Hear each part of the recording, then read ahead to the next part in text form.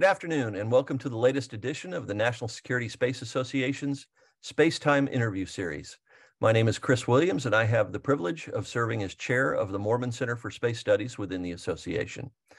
NSSA is honored to uphold the name and legacy of the late U.S. Air Force General Tom Moorman, a true giant in America's national security space program, and a kind friend and mentor to many, myself included.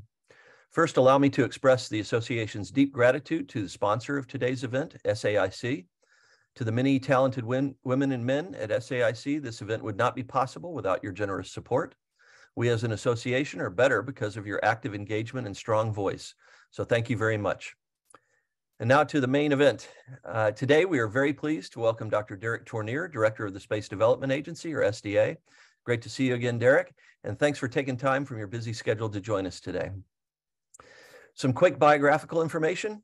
Dr. Tournear serves as director of SDA, which is responsible for unifying and integrating key space development efforts, monitoring the department's threat-driven future space architecture, and accelerating fielding of new military space capabilities to ensure U.S. technological and military advantages in space. He previously served as Assistant Director of Research and Development for Space within the Office of the Undersecretary of Defense for Research and Engineering. He also previously served in industry and at the Intelligence Advanced Research Projects Agency, IARPA, within the Office of the Director of National Intelligence. Dr. Tournear holds a PhD in physics from Stanford University, although I won't hold that against you, Derek, as a UCLA grad myself. I should also note that Dr. Tournear recently received the prestigious Aviation Week Laureate Award, and congratulations for that, Derek. And a brief word about our format. Dr. Tournear will provide some opening remarks, then we will open it up for questions. If you have a question, please submit it via the Q&A button at the bottom of your screen. I'll try to get to as many of your questions as possible during the allotted time of 60 minutes today. Well, to say it's a busy time at SDA is the understatement of the year. We have lots of ground to cover, so let's get to it. And without further ado, Dr. Derek Tournear, the floor is yours. Well, thank you, Chris, and thank you to NSSA for giving me this opportunity. And I'll certainly keep my opening remarks brief because I think we'll get a lot of utility out to make sure that we get questions from the audience. So please, folks in the audience, don't be shy. Submit your questions, and we'll answer them as best we can. You know, it was interesting to see my name on that chart with the USSF after it, right? Space Force. So it's been just over a month since SDA has transferred into the Space Force. And, you know, I have publicly said prior to that transfer that I was pretty apprehensive about it and had advocated that it be delayed. But I'll say that it's gone extremely smoothly, and I'm actually happy that we're transferred in with the support that we have from the Air Force and Space Force leadership. We're able to push forward and deliver. You know, I couldn't have hoped for a better advocacy from my current boss now, Secretary Calvelli. As he's been pushing out, he's delivered these tenets for how space acquisition should be done. And if you look at that, you can tell they're right out of the SDA playbook. So what are we doing? Now, our whole mission is focused on speed, delivery, agility, right? It's a play on Space Development Agency, SDA. And if you think about that, that's what we're focused on. And so on this Veterans Day Eve, you know, it gives us a good pause to sit and think about the fact that SDA is focused on the warfighter. So we're focused on making sure that the people that are out there on the front lines that will be future veterans are able to be able to get these space capabilities so that they can have an advantage in any kind of conflict. And hopefully we could deter that conflict. So what are we focused on delivering? Beyond line of sight targeting for any moving target. We want to do that at scale. So we're talking about hundreds of targets per day, per hour, basically being able to do that in real time. Detect, track, calculate a fire control solution, and get that directly to a shooter. That capability does not exist today, and we're going to provide that global capability through a network of hundreds and hundreds of satellites. Capability number 2 is advanced missile detection and tracking. Detect the missiles, track them, calculate a fire control solution, and send that directly down to an interceptor, and do that all in real time so that we can protect and defend the homeland and the warfighter. And so that's what we're all about. And we're all about doing that in a spiral development model so that we provide capabilities every 2 years. By hook or by crook, we'll get new capabilities launched. We've got a launch just coming up by the end of this year, and then another one early in the next year. So that'll be our first set of capabilities to where we can actually demonstrate this network of satellites to provide this connectivity so the warfighter can start to participate in exercises with our capabilities and train with them, so that when the next spiral comes up 2 years later, so now we're in September of 2024, there'll be enough satellites up there and the warfighter will be trained so we can actually use those in a fight and push forward. So that's what we're pushing for. And if you look at what has happened since the transfer, it hasn't slowed us down a bit. We now actually have more support than ever from within the department and certainly within the Space Force pushing us out. Immediately after transfer, people have noticed that that's when we announced our awards for our next, which is our experimentation testbed satellites. We announced those awards as well as our TIDE. So the transfer did not slow us down. There's several draft RFPs and requests for information out on the street now, just to prepare industry that this is what we're planning on doing in the upcoming future in the near term, so that we're continuing to keep the same pace we had before. And so that's what we're all about, delivering these capabilities to the warfighter and doing it in a time frame that surpasses anything that's been done historically. And so please feel free to ask any questions and I'll answer them as best I can. Well, that's fantastic. Thank you. Let's see. First question I think I would ask is, obviously you have a number of significant programs under development now or in the planning stages as well. What do you see as some of the most noteworthy upcoming milestones for these programs, either from a technical schedule standpoint or other? And what's your confidence that these programs will actually deliver the necessary capabilities on time and on budget? Certainly. Well, Chris, the biggest one that we're all tracking every day, almost hourly, is the launch for our Tranche 0 launch.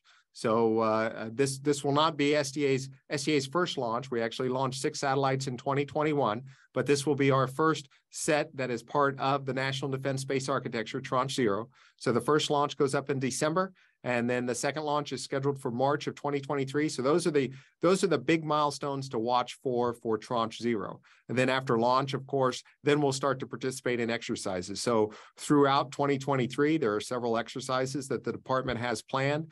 Northern Edge is one of the big ones in the summer of 2023. We'll participate in that. And then there'll be several exercises with new hypersonic glide vehicles. We'll participate in those in 2024. So that's for Tranche 0. Those are the big milestones to watch. For Tranche 1, we are in the build stage, which right now, of course, there's a lot of design work that has to happen before we actually start to cut metal. Typically, historically, in an acquisition program like this, the stage where you go from design to cutting metal is at the critical design review. So for our Tranche 1 programs, our Tranche 1 transport programs, they all go through critical design review either in the spring of next year or early summer next year, depending on the performer. Remember, we have 3 performers there: York, Northrop Grumman, and Lockheed. And then for tracking, they go through their critical design reviews later in the summer. So they'll be mid to late summer of 2023. Then we'll start to cut metal on those. So that's Tranche 1. That's kind of where they stand. On Tranche 2, so Tranche 2 will essentially be an extension of Tranche 1. Tranche 1 will allow us our initial warfighting capability. It will allow us persistence over given regions of the globe. Tranche 2 will give us complete global persistence, so we don't have to do any kind of prioritization over different areas of the globe. It will also give us enough satellites to where we have built-in resilience just because of the numbers of satellites.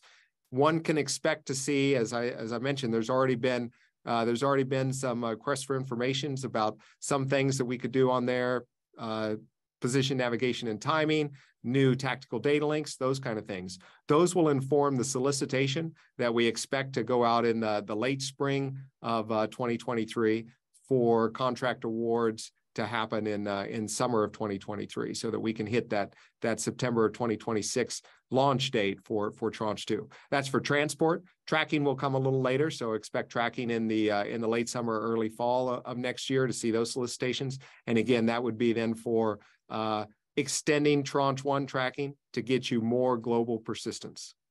And how are you feeling at this stage about budgets and the like? Are you adequately funded, fully funded to pursue these programs, not just in this year? Obviously, you're waiting for a real appropriations bill, hopefully soon, for FY23. But as you look out over the next several years, the next 3, 4, 5 years, as you've been discussing, How confident are you that the funding will be there to pursue these? And are you relatively bullish? I think you are, but just confirming that on the technology side, we'll be able to meet the dates that you're talking about? Sure. So actually, and then I'll go back. I didn't answer the second part of your first question. I didn't do that to Demur. I'll answer that now as part of the funding and how we're going on. So clearly, SDA is well supported within the department, meaning that the department is betting on us. Space Force has stated that they want to make this shift. Secretary Calvelli, you've heard him mention many times that he wants to go by this SDA model that is spiral development with the more affordable satellites that are smaller, hence proliferated LEO concept. So the department is supporting us. So we are fully funded to do everything that I've described. We're fully funded within the FYDP, the 5-year dollar plans. Over what the budget submission will include is enough for us to actually do that, and that was in what was in last year's budget submission as well. So we've got a lot of support within the department, so we're not worried about that aspect. Obviously, we are not. The whole idea, the concept behind the SDA model is that we are fast followers of what is being done commercially. So we're not trying to do a lot of tech development. That's what allows us to go so quickly. So I'm not worried a lot about the technology. I will say that, does that mean that we have zero risk? No, absolutely not. And if you look at even the Tranche 0 launches that I mentioned, the one for December and then March, there's obviously risk there because we are pushing industry to go as quickly as possible.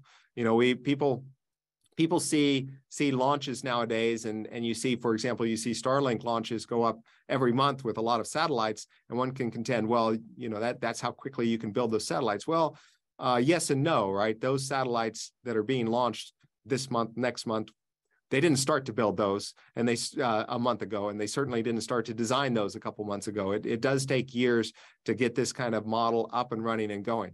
So for Tranche 0, those 2 launches, feel very confident that we'll have the satellites to do our minimum viable product, which is to do this demonstration that shows that we can get data from a targeting cell down to link 16. That's our minimum viable product number 1. Number 2 is be able to detect and track hypersonic glide vehicle test, get those data down over link 16. Those are our 2 demonstrations that we want the warfighter to experiment with. We have high confidence that we'll achieve those on those December and March launches, so we'll be able to participate in that. You know, obviously they're in right now for the satellites that are being built for Tranche 0. There's you know, they're in integration right now as far as putting doing the last minute finishing touches on putting the payloads on the satellites. For the transport satellites, they're almost all buttoned up, ready to go. Very low risk there. There is some ground software that we actually had to change. There's, you know, so there's some risk there we're working with. Primarily, that was Naval Research Laboratory was going to do a lot of that ground software for us. We're now shifting that to where the performers do that to help with the schedule.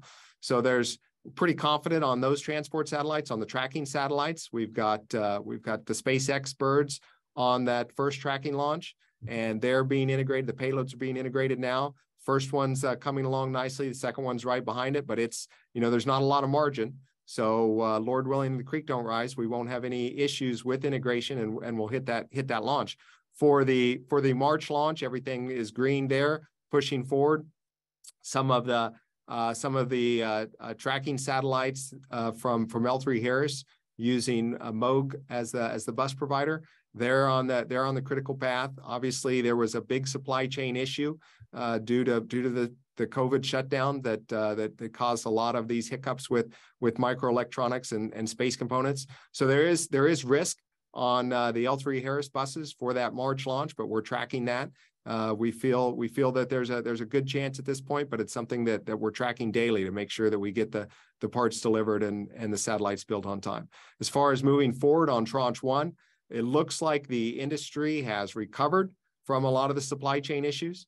We see that we're starting to get more of the backlog in the components on the shelf that are needed to hit the supplies for Tranche 1. So for the Tranche 1 launches, everything looks like industry is now building up to be able to support that, and so we're looking pretty good on that aspect.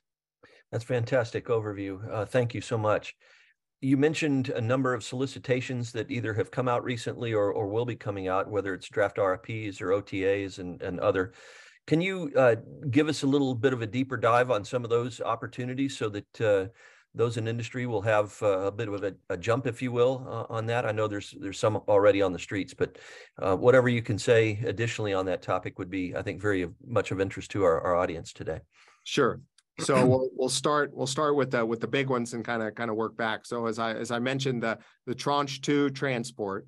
So this will be this will be approximately 250-ish satellites. The minimum viable product and the exact force design structure of what that will look like is being worked. We have our Warfighter Council, which is how SDA gets their requirements for the programs. That Warfighter Council is in March of 2023. At that point, then we will snap the line and go with the solicitation shortly thereafter. So the details of that won't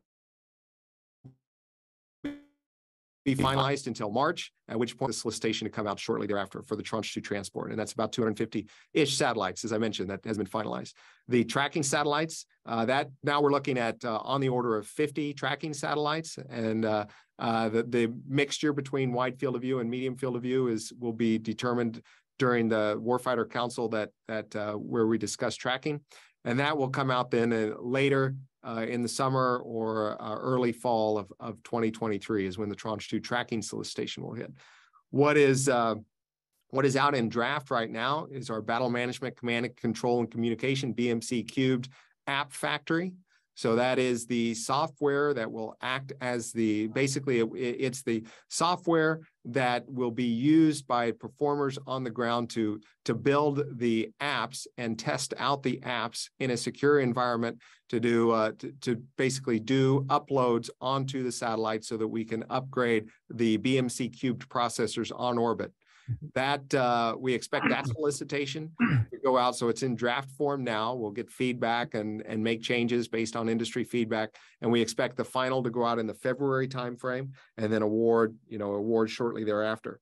The applications for BMC cubed, we expect that solicitation to go out in next summer with essentially rolling awards. So it's not going to be, the apps are going to be, we're going to kind of have an annual process where we select those and move forward, but that's more of a rolling process because it's not, it's not that we pick one vendor and go with them. We'll pick vendors based on whatever apps they have and have this kind of rolling process. So that's a little different.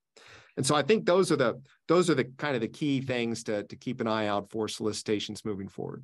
And again, on the issue of funding availability, you're confident that funding exists to not only launch some of the initial R&D work, et cetera, but to sustain those activities, whether it's the app factory or other activities. You're pretty confident that funding will be there.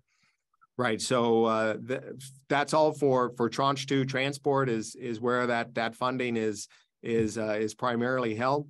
And that was part of the president's budget submission for FY23 that had that money laid out for future years. And I don't see, any indications that we're losing support. I wanted to shift a little bit to the one of the drivers of your aggressive schedule, and that is obviously the ability to support a potential conflict in Indo-PACOM AOR in the roughly 25, 26, 27 timeframe, should China choose to attack Taiwan. Should that occur, what capabilities will SDA bring to the table at that point, recognizing that's only a handful of years away and you've got some launches planned between now and then, but will the capabilities that will be on orbit at that point in time with associated ground stations, et cetera, processing, will they be able to contribute to the fight in that period? Absolutely. So our Tranche 1, the nickname we have for Tranche 1 is our initial warfighting capability. And that's why we named it that way. So in the launches start in September 24, and there's a period of 10 months launch campaign. We have 10 launches a month apart. So in 2025, we'll have all of those satellites up there. So about 150 satellites, including transport and tracking. So what will that give the warfighter? That will give the warfighter persistence over a region. So if you want to focus on Indo-PACOM, that will give you the persistence over Indo-PACOM for that real-time, those real-time tactical data links. So that means we will be able to tie in their existing fielded radios. So I don't have to worry about, are the radios going to be there in time? The radios are already there. They're already in theater. So those radios, those tactical radios that our warfighters use on the ground, on ships, and in the air, they'll be able to talk to the satellites. They'll be able to communicate targeting data back and forth within each other, even though they're outside of what would traditionally be supported by a tactical data link. The space layer will be able to make that global. We'll be able to tie them back to targeting cells located anywhere in the globe and be able to move that data in real time into theater. So that's capability number one. As part of that, we'll also be able to provide this backbone connectivity with those tactical links with the warfighter in the field directly back, and be able to pass a lot of situational awareness and other data that historically does not get transferred out of theater, just because there's no tactical way to move that data in real time. So that's all part of what we'll deliver and what will be ready for the fight in that time frame. And then of course there's our tracking side. So we'll have enough satellites up there to provide coverage for missile warning, missile tracking in that time frame. So we'll be able to detect and track missiles and be able to provide updates and cues for other radar systems, other overhead systems, and weapon systems that are needed to engage those incoming missiles. So all of that will be ready for the fight on that time frame. That's great. And one just minor nit in that regard on the detection of launches and tracking of missile launches. Are you anticipating that you will be part of the formalized ITWAA process? As you know, when attacks are coming to the United States, we tend to rely on certain sensors for formally approved assessments of what the character of that attack is, the size of a raid, et cetera, et cetera. Will you be integrated into that ITWA process, as it's called, that would support national level decision making on, for example, nuclear command and control? Now, Chris, I thought this was a family-friendly environment, and there you are using 5-letter words. So I don't know what's we are on that time frame. That time frame, it's unclear. We are certainly working very closely with everyone within the Space Force and the Joint Staff for that ITWA type requirement. So this is I'll go kind of a level deeper here. Hopefully, I don't lose too many people in the audience, but just to give people my sense on how this will all fit together. So for ITWA certification for nuclear command and control, essentially that's when you'll give the message to, it was designed in the Cold War so that you could have the 5 nines reliability to give the message to the president that you were under strategic attack. Okay. So because of that, there are 2 things that were necessary that are built into the ITWA certification. Number one is, do you have the right probability of false alarms and probability of false detections that we know that if you tell us that there's something incoming, we can believe it? That's number one. And then number 2 was, do you have the proper resilience that if we are under a nuclear attack, that you can continue to provide this kind of warning?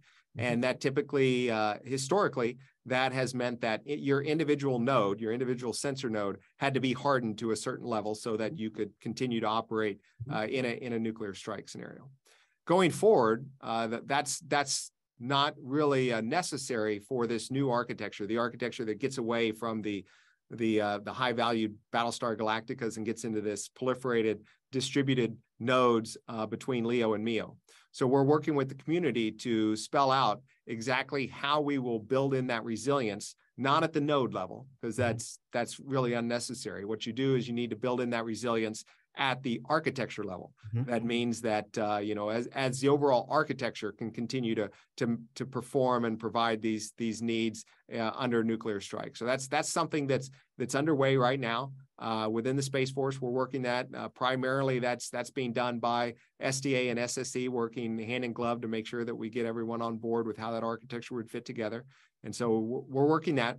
The second aspect of probability of false alarms and probability of false detections, that gets a little easier with the proliferated systems. because just by nature of you should have multiple detections at a given time, and you should have multiple detections from the given layers, the LEO layer and the MEO layer. It cuts down and gives you higher confidence in that. So I'm not worried at all about meeting that aspect of ITWA. The second one, I'm not worried about meeting the resilience, but I am worried about making sure that we get everyone blessed in on time frame. So on that, if the question is, will we be ITWA certified in 25, 26 timeframe? I would say that I don't know, but frankly, I don't care as much on that time frame, because at that point, in that time frame, we will still have our existing capabilities to do the nuclear strike warning mission. So we have several years to worry about that. So more importantly then is, well, if you're not ITWA certified, can you really affect a fight? Absolutely. So the fight will most likely not be globally strategic nuclear warfare.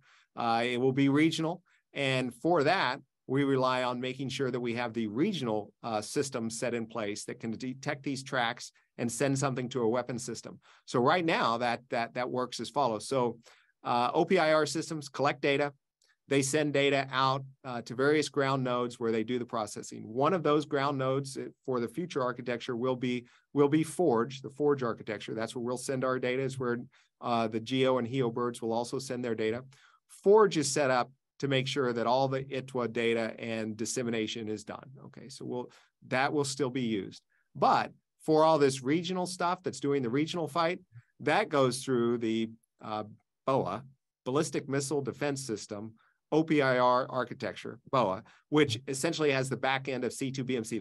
That's primarily led by MDA. So MDA takes those data in and fuses that with whatever data are available and sends that out to something that can be used to defend yourself in real time against a missile threat. That does not have the ITWA requirements, right? Because frankly, if you're a warfighter on the front line, you want to know whether something's coming at you, and you're not as concerned whether or not it's been blessed to the ITWA standards or not, because you want to be able to respond, and that response is more tactical theater, defending yourself from an incoming missile. So the probability of false alarms and probability of false detections and all of that is a different threshold. But if you're command and control authority, whether or not you're going to retaliate with a nuclear strike, right, you have a different level. So I can commit that in that 2025 timeframe, we'll be able to affect the regional fight, because we'll be able to get the data down to the regional combatant commander in that model, independent of ITWA. And that was pretty wonky. So that was very wonky. So I hope I didn't put everybody to sleep there, but if I did, it's time to wake up now. We'll take it up a level. You called my ITWA and raised me with a BOA, I guess is the way to put it. So, well, I agree with that. My bottom line here is, if you have useful data, it ought to be shared, and it ought to be used for whatever purpose it can be used. So, but thank you for that wonky description. Appreciate it. Let's shift to threats for a minute. Which threats worry you the most for your various tranches? Is it direct ascent or co-orbital ASATs, or directed energy, lasing events, or blinding, jamming of satellites, physical attacks on ground stations, cyber? I mean, the bad guys can theoretically throw a lot at us here. And so which of those are you most concerned with, and why? And are either individual SDA satellites or the overarching NDSA, how do they gain resilience through measures other than simple proliferation?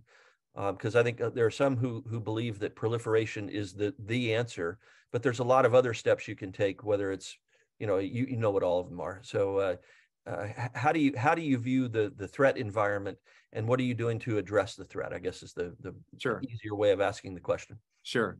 So all of those single point failure attacks, direct ascent, lasing, I don't worry about those as much, like you said, because proliferation buys down the risk in those. Common mode failures. Common mode failures are the ones that worry me. Those are the ones that keep me up at night. So the two on that list that are the highest probability of common mode failure, number one, cyber attack, right? That's a common mode failure where if you can somehow take out the infrastructure or take out the whole network, then I don't care if you have 2 or 2,000 satellites, you're in trouble. The second one, that's a common mode failure, and there's two aspects of that, and that's supply chain interdiction. So it's supply chain to make sure that you have validation of everything that's in your supply chain, so you know that the parts will work as designed, and that there's not anything put in that gives some kind of unexpected event. And then the second one is just, do you have enough supply chain resiliency so that you can build these satellites on kind of the timescales that you're talking about. Those are the primarily two concerns I have. So cyber and then supply chain. And because of those, we've taken a very serious look with our cyber protection strategy within SDA. We actually have a cybersecurity strategy that dives into a lot of different details on how we protect this. The department, especially within the Space Force, they've recognized our strategy as the way that cyber protection for all satellites should be done in the future, because we've taken it so seriously that we've really dug in. You know, not saying other people haven't taken it as seriously, but since it is our number one threat, we spend a lot more time on that than any of the other threats, right? So just by basis of where our focus is, we've spent a lot of time on it. And then on the supply chain side, we have a lot of clauses that we've flowed down to our performers on how they need to validate the provenance of their parts. We also have built in that we will have certain parts that we will do non-destructive testing on to validate that they are built as designed. And so that's kind of how we're burning that down. Otherwise, almost all of those other threats, we're assuming that we're going to get resilience through proliferation. And with the number of satellites that you're looking for, not only initial launches, but your full architecture, at least theoretically, that offers a potential for hosting certain payloads. And for example, I'm struck by the fact that for the last several years, General Dickinson has testified on Capitol Hill that his number one priority is space domain awareness, and his number one shortfall is space domain awareness. Are you looking at possible hosted payloads in the SDA area or other areas that would help contribute to the fight in that regard? Not only making sure that you know when your satellites are under attack, but that could share information about the type of attack that's underway, whether it's lasers or whatever it might be. Are you considering that? And if so, how are you thinking about that problem? So there's pieces and parts of that we're considering. I'll say that the basic SSA, SDA, space domain awareness mission of just sensing and tracking dots. There's a lot of people working that. We're not as focused on that, but some of these other areas we kind of are we're looking at different things, and we're certainly open to folks that have ideas there. But I don't really want to go into too many of the details. Sure, understand. That's fine. SDA's budget for FY23, the budget request was just about $2.5 billion with an additional $14 billion across the FIDA. Question from the audience is, what will the nation get for the expenditure of over $16 billion over 5 years? So the two capabilities that will provide the nation and the warfighter in particular are that beyond line of sight targeting for any of the ground and maritime targets, so that they can be detected, tracked, and targeted, and we can send those fire control data down directly to a weapons platform. And we will do that so that we can affect hundreds of targets at a time. So hundreds of targets, hourly or even shorter periods. And to compare that to what kind of capabilities we have now, well, let's just look at, without talking about our specific capabilities, let's look at what we have demonstrated in the department in our last 20 years. We've been able to demonstrate that we can prosecute targets on the order of single digits to highest dozen or so a week. That's not going to cut it when we go to a near peer conflict. We're going to be in this tempo that's hundreds. We'll provide that capability. We'll provide that capability to give resilient, tactical, calm, tactical targeting directly to the warfighter. And we'll provide that in a method that gets that capability upgraded every 2 years, essentially just like your cell phone, based on the newest technology. So that's one capability that buys you. And that's a capability that we don't have today. Second capability is the ability to do that global missile warning, missile tracking, missile defense mission. So right now, our systems are all designed to look for launch, We're primarily a launch detection architecture more than anything else. We detect a launch. We predict where that missile is going because of physics, and that they're traditionally not maneuverable. As we move forward, the missiles are going to get more maneuverable. There's going to be less that are truly ballistic, truly just following a path determined by F equals MA at the launch. So we'll have to track those throughout their entire course of flight. We will provide that. That's another capability we will provide, the ability to detect the launches, track them as they maneuver, calculate a fire control solution on that missile, and send that directly down so that a weapon system can intercept. That's again, we'll provide that, and we'll provide that in a way that gets upgraded every 2 years so that we constantly know that we have the best capability up there, and it's done in a resilient fashion so it'll be there on our darkest day. SDA's investments have focused on low Earth orbit, LEO. Will LEO remain SDA's exclusive focus, or do you envision that the portfolio eventually will expand beyond just LEO to other orbital regimes? So we're gonna stay pretty focused on LEO. So the department has obviously a lot of activities going on in LEO, GEO, and even in cislunar and such. We're going to stay pretty focused on LEO. That does not mean we ignore the other orbits. We're working with we're working with those programs to make sure that anybody has access to our transport layer, so we can help out with data transport and do different activities as far as comm as that goes. But there's all these capabilities that I've outlined. We think that we can give the biggest bang for the buck in LEO, and that's where our expertise remains, and that's what we're going to stay focused on to make sure that we don't get distracted by a lot of different missions. We have a handful of questions from the audience we'll go through here. One is, how are things looking with SDA stand-up at Grand Forks?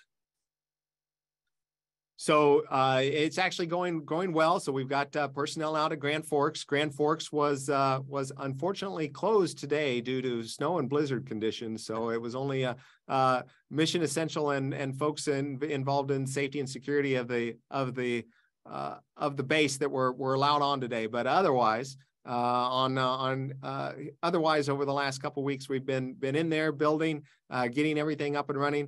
The Grand Forks. The Grand Forks team has been very accommodating. There's just a can-do attitude to make sure we get that op center up and running and operational. We're already gotten a lot more done on that aspect than we had planned at this time, to be able to make sure that we got the computers in there, getting the networks built out. Next step is to get the connectivity so that we have the terrestrial comm so we can move the data everywhere we need to in and out of Grand Forks, as well as get a ground entry point antenna built out of Grand Forks. But pretty excited about the work being done there. It's progressing nicely, as well as the work down in Redstone Arsenal. So that's our second space networking operating center. We have one at Grand Forks and one at Redstone, and that work is progressing nicely as well. We were able to find an existing building that we're retrofitting to be the op center down there, so a little ahead of schedule down in Redstone as well. That's great. How is SDA integrating its moving ground target efforts with other government activities, whether it's GMTI, space-based radar, or other activities in the intelligence community? And is there overlap? And if so, what kind of overlap? And is that okay that there's overlap?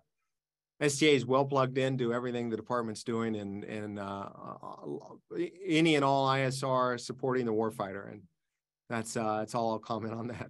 Okay, I appreciate it.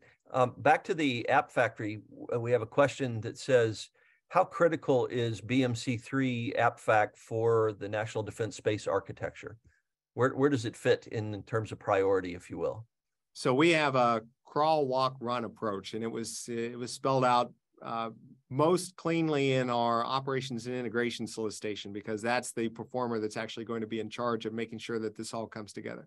And so I'll step through that, and then you can see where the BMC app factory and the BMC apps fit in. So the first stage is a crawl phase. So we're launching these transport and tracking satellites from different performers, different planes. Each performer will be responsible for flying their own satellites in a given plane.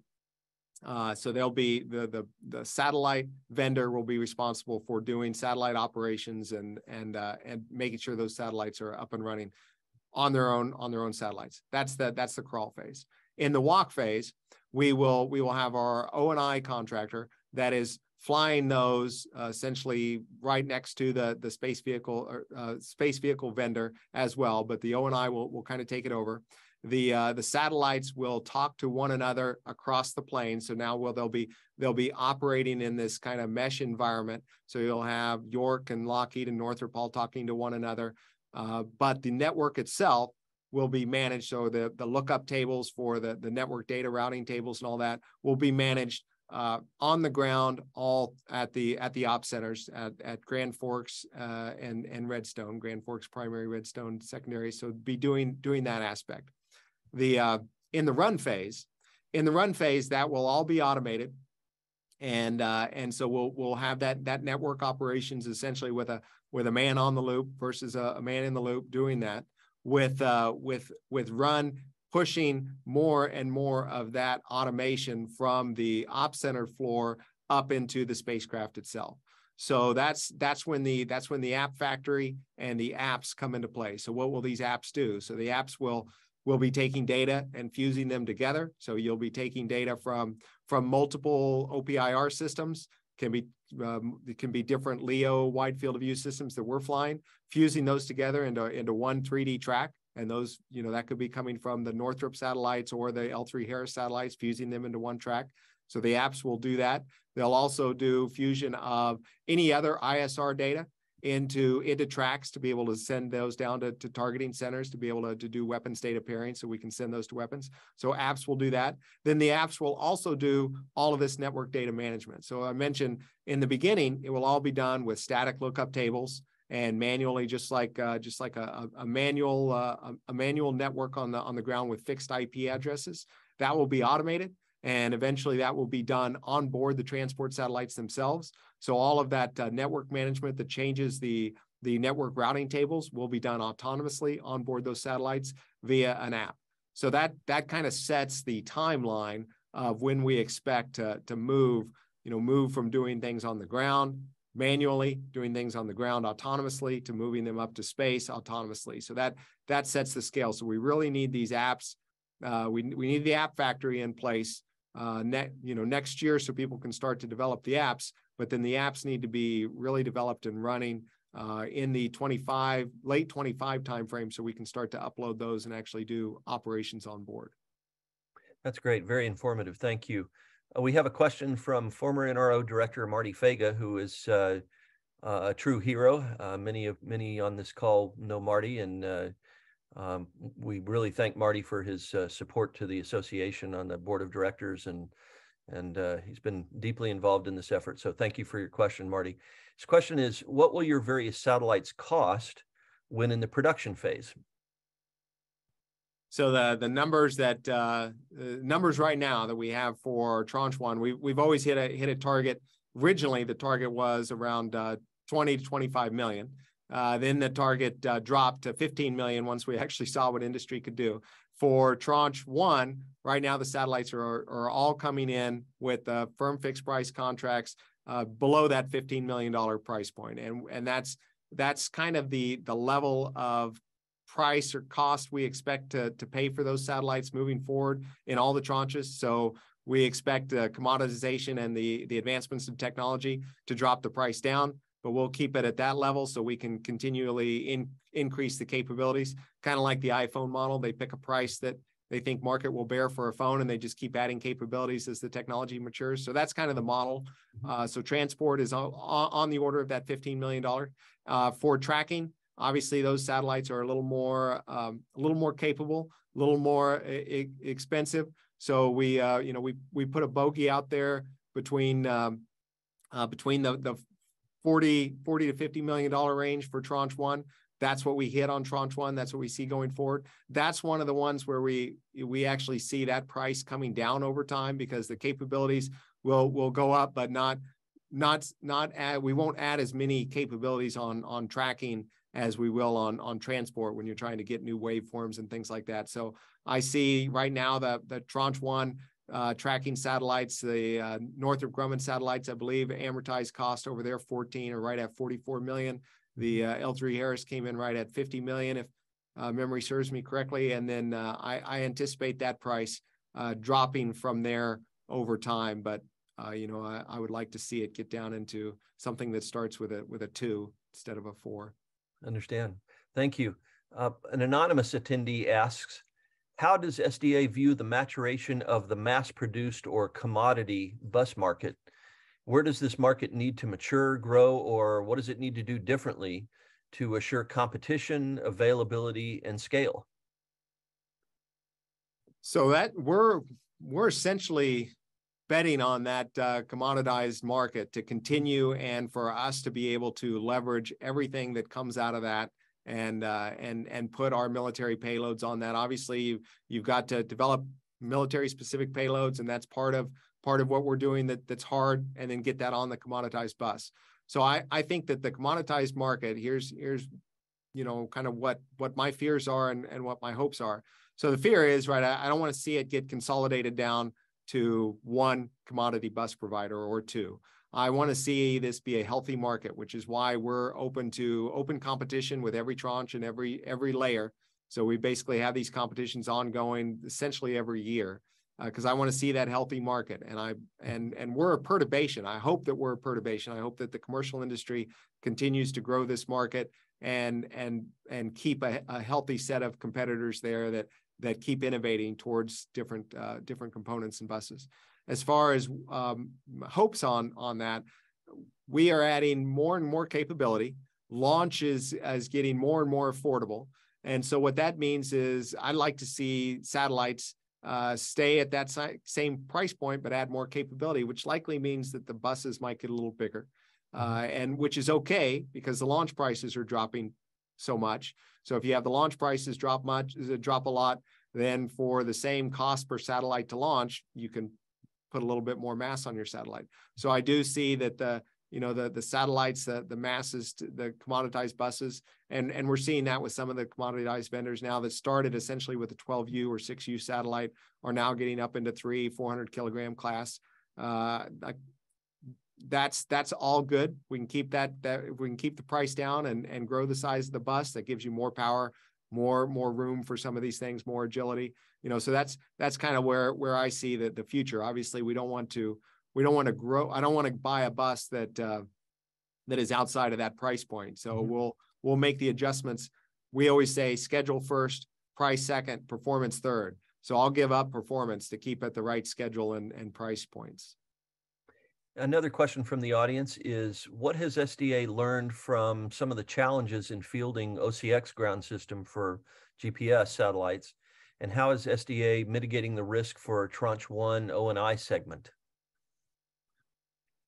So I won't speak specifically on OCX ground lessons learned and Forge lessons learned. I'm not as tightly coupled to those programs.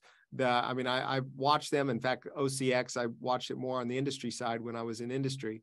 But generally, the trend, right? Generally, the trend has been to go with bespoke performance out of a ground system. Ground system doing command and control as well as mission data processing as well as LEOPS. We are taking a different tact on that, as you heard me when I talked about the crawl, walk, run. Right. So during the crawl phase, so essentially LEOPS and your initial command and control, the LEOPS launch and early operations, what this stands for. So that will be done by the space vehicle vendor. So that's kind of a different model than historically the way larger programs have been done. And then as far as making sure that we don't kind of get vendor locked into this one vendor that does the mission data processing and all of that. That's why we went to this app factory and the specific apps, because we want to set up an open market and an open architecture that anyone can develop tools that do that mission data processing, and we'll utilize that going forward so we can grow from a larger breadth, right? So Raytheon on OCX, they may have the best solution for one of those three, right? Command and control, launch and early ops, and mission data processing. Doesn't mean they have the best solution for all three, which is kind of why we're trying to set it up with our O&I construct. So in our O&I construct, we're focused, very laser focused on making sure that we maintain an open architecture of the satellites themselves, so that different vendors can plug and play into the network and we don't get a vendor lock on the satellite side, but as well as open architecture on the ground and the application side, so that anyone can build apps and meet a interface controls standard that can play on this factory. That's helpful. Thank you. Can you talk about the SDA's relationship with the Space Warfare Analysis Center, or the SWAC? To what extent do they, in fact, guide your architectures and some of your system-specific requirements, or how would you characterize that relationship at this point? It's a very close relationship, hand in glove. If you look, we communicate with them daily. We have working groups that are always talking to one another. Andrew Cox, the director of SWAC, and I have known each other since he became director of SSDP. That's when I was actually at IARP at that time, and so we have a close working relationship. If you look at what came out of SWAC with their force design for missile warning, missile tracking, that was very close to what we had been designing around for this proliferated system. They added in the MEO portion. We were doing the LEO. They added in the MEO portion because from a bigger perspective, they wanted to ensure that you had this built-in resiliency, and that made a lot of sense. That was essentially a very affordable, efficient way to build an additional layer of resiliency for one of the nation's no-fail missions. So if you take that as kind of the model, we work very closely with SWAC. The Space Force is saying that the proliferated model with the spiral development approach is kind of what the shift is going towards. You can tell that our architecture is informing SWAC, and so we're working with them to make sure that as they do the force design structure, they understand what we think the capabilities of industry are, what could actually be performed on a time scale, and then we look to them to say, does this architecture, do we need to make tweaks or changes here and there, and how does it fit in with the overall picture?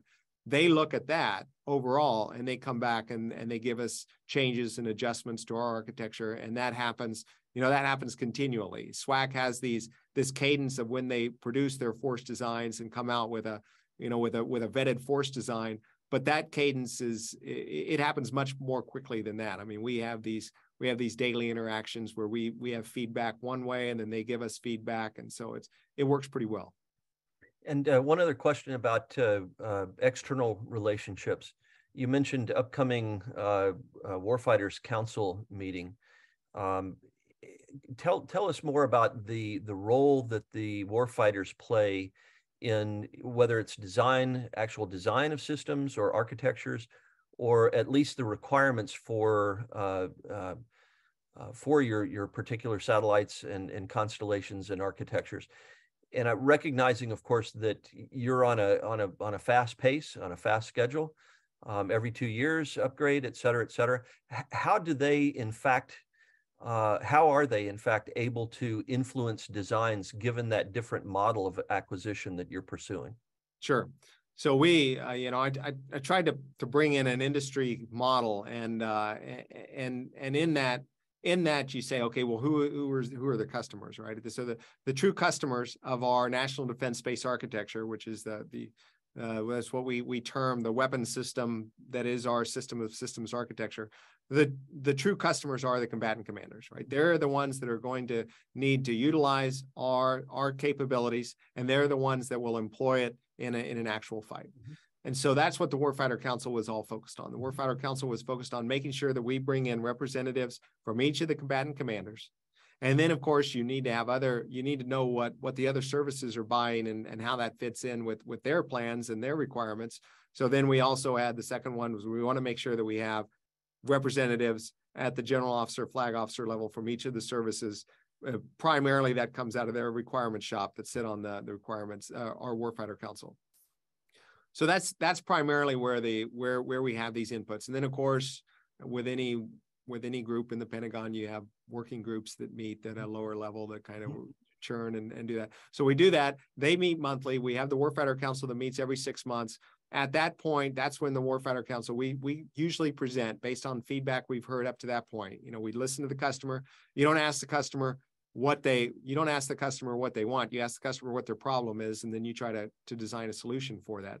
So we listen to the customer, combatant commanders. We design what we think a solution is that we can support over the next 2 years. Not we, but industry can actually support over the next 2 years. We present that at the Warfighter Council, and we essentially ask for their buy-in or see if we completely missed it. We say, this is what we will be able to deliver in the next 2 years for transport, for tracking.